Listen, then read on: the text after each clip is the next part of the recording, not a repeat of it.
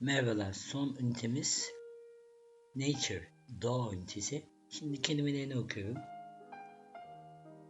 Nature, bee, dolphin, frog, ladybird, pigeon, shark, bear, elephant, whale, seagull, chicken, cow, duck, horse, lion, monkey, butterfly, horse, sea,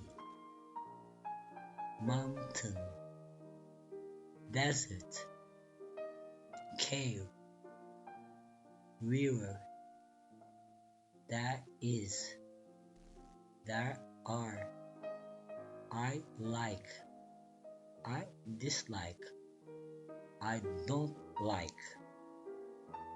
Bu kelimeleri çalışmanızı istiyorum.